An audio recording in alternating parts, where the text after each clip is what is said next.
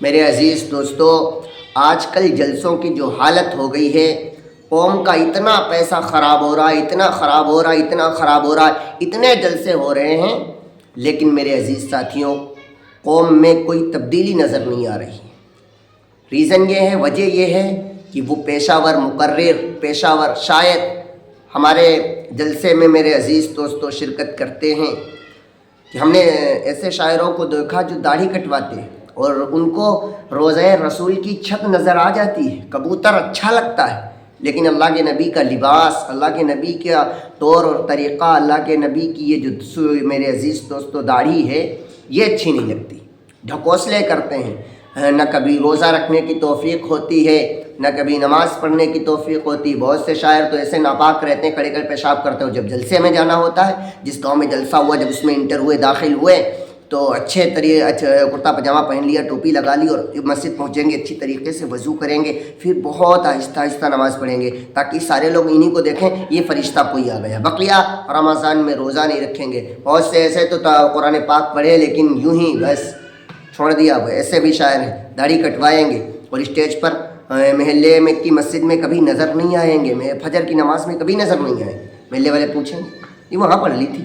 اور میرے عزیز دوستو، قوم اگر ان کو کچھ برا کہا جائے تو جو ان کے فالوور ہیں، ان کی سپورٹ کرنے والے ہیں، ان کے چاہنے والے ہیں، وہ اندھ بھکت بن جاتے ہیں میرے عزیز دوستو۔ ان کو برا لگتا ہے اور کوئی مقرر حضرات اس پہ بولنے کے لیے تیار ہی نہیں۔ وہ سوچتے ہیں اگر ہم بولیں گے تو یہ جو گروپ بندی آج کل چل رہی ہے نا، کہ ہم جلسہ کرائیں گے تو تمہیں بلائیں گے، تم کرانا تو ہمیں بلانا، تم ہمیں اتنے پیسے۔ اور بہت سے شاعر تو پہلے انعام دے دیں گے کسی بچے کو جو ساتھ میں لے جاتے ہیں کہ جب ہم پڑھنے لگیں تو ہمیں انعام دینا تھا، کہ تمہیں دیکھ کر کے اور دوسرے انعام دینے لگیں۔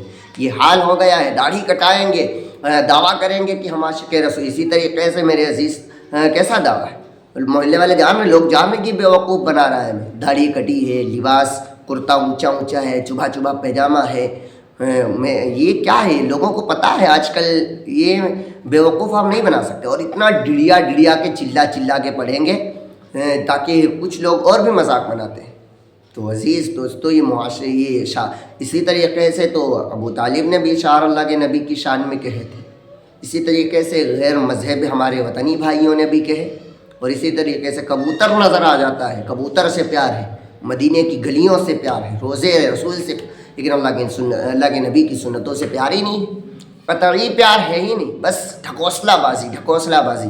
اللہ کی حفاظت فرمائے۔ مفتی شہریار صاحب نے ایک شاعر کی بہت اچھی طریقے سے ماشاءاللہ انہوں نے جو پڑھتا ہے غیر بھی اس پہ ہنستے ہیں، انہوں نے بہت اچھا کام کیا۔ اسی طریقے سے اگر ہمارے جلسوں میں ہونے لگے تو یہ جو دڑکٹوا شاعر ہیں، جو داڑھی کٹوا کر کے آتے ہیں، ان کی ہمت نہ ہو۔ ان کی پہلی بات، جو ہمارے علماء ہیں جن ماشاءاللہ مقرر ہیں، وہ پوچھ لے پہلے کوئی داڑھی کٹا ہوا شاعر تو نہیں آ رہا جس کا لباس شریعت کے مطابق ہے کہ نہیں ہے، جس کا اللہ کے نبی نے جو لباس بتایا وہ لباس ویسا پہنتا ہے کہ نہیں، اس کے بارے میں پہلے معلوم کر لیا جائے، اور اس کے بعد اگر وہ آئے تو پہلے اپنے آپ کو تاریخ نہیں دینی چاہیے، کیونکہ یہ بیوقوف بنا رہے ہیں۔